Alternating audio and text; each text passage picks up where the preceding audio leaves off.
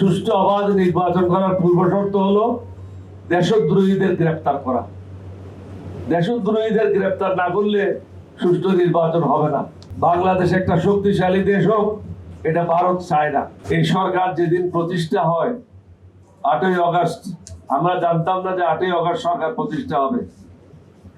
6 তারিখে বা 7 তারিখের দিকে আমরা সিদ্ধান্ত নিলাম 8 তারিখে আগস্টের অর্থাৎ 24-এ একটা প্রেস কনফারেন্সের মাধ্যমে সরকারকে আমরা একটা গাইডলাইন দেব।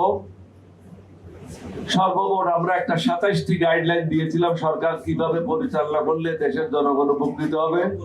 আমাদের পূর্ব অভিজ্ঞতার আলোতেই এই পরামর্শগুলি দিয়েছিলাম। সরকার এই পরামর্শগুলি সবগুলি গ্রহণ করেছে কিনা আমি জানি না। গ্রহণ করলে জাতি আজকে দুর্ভোগে পড়তো না। 8ই আগস্ট আমাদের অন্যতম একটা দাবি ছিল যথাশীঘ্রই সম্ভব একটা নির্দিষ্ট সময়ের মধ্যে নির্বাচন করতে হবে। এর মূল কারণটা হলো জনগণকে নির্বাচনমুখী করলে তাহলে সরকারের বিভিন্ন সমস্যা আর হবে না। যারা রাজনৈতিক দল তারা মাঠে ময়দানে চলে যাবে, নির্বাচন নিয়ে ব্যস্ত হবে। দেরিতে হলেও সরকার উপলব্ধি করেছে আমাদের দাবিটা এবং তারা বিভিন্ন মাধ্যমে আমরা জানতে পেরেছি, নির্বাচন কমিশনের মাধ্যমে বলেন, প্রধান উপদেষ্টা মহোদয়ের অফিস থেকে একটা পত্র দিয়েছে, সেই পত্রের মাধ্যমে আমরা জানতে পেরেছি আগামী ফেব্রুয়ারি মাসের প্রথমার্ধে অর্থাৎ 15 তারিখের আগেই জাতীয় সংসদ নির্বাচন অনুষ্ঠিত হবে। তাদেরকে আমরা ধন্যবাদ জানাচ্ছি এলডিপির পক্ষ থেকে। কিছু কিছু দল ইতিমধ্যে বিভিন্ন অজুহাত সামনে নিয়ে আসছে, তাদেরকে আমরা অনুরোধ করব এই ধরনের খোঁড়া অজুহাত নিয়ে এসে জাতিকে বিভ্রান্ত করবেন না। ইলেকশন যদি দেরি হয়, আমাদের মধ্যে যদি দ্বিমত সৃষ্টি হয়, তাহলে স্বৈরাচারী হাসিনার পক্ষে কাজ করছেন বলে এটাই প্রমাণিত হবে।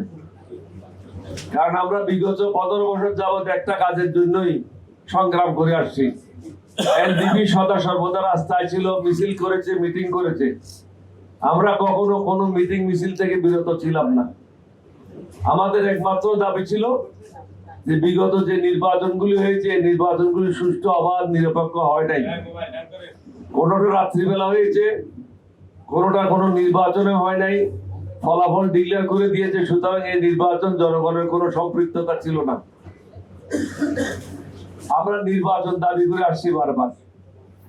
যা হোক, আজকে পত্রিকাতে দেখলাম নির্বাচন কমিশনের পক্ষ থেকে কতগুলি দফা দেওয়া হয়েছে, কি কি জিনিস প্রয়োজন এবং কি কি কারণে কার শাস্তি হবে, কি কারণে ভোট বাতিল হবে, এটা পরে আসতেছি। আমি মনে করি বা আমরা মনে করি সুষ্ঠু অবাধ নির্বাচন করার পূর্ব শর্ত হলো দেশদ্রোহীদের গ্রেফতার করা। দেশদ্রোহীদের গ্রেফতার না করলে সুষ্ঠু নির্বাচন হবে না। আজকেও পত্রিকা আছে কয়েক হাজার অবৈধ অস্ত্র জনগণের কাছে আছে, যেগুলি পুলিশের কাছ থেকে লুণ্ঠন করা হয়েছে। এছাড়াও আওয়ামী লীগের আমলে প্রায় 16,000 লাইসেন্স দেওয়া হয়েছে, যেগুলির কোনো হদিশ নেই।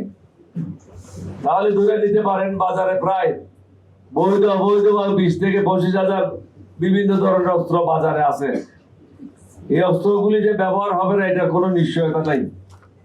স্বরাষ্ট্র মন্ত্রণালয়ের উচিত ছিল বিগত 1 বছর এই অস্ত্রগুলি উদ্ধার করা, কিন্তু এই ব্যাপারে স্বরাষ্ট্র মন্ত্রণালয় সম্পূর্ণ ব্যর্থ হয়েছে।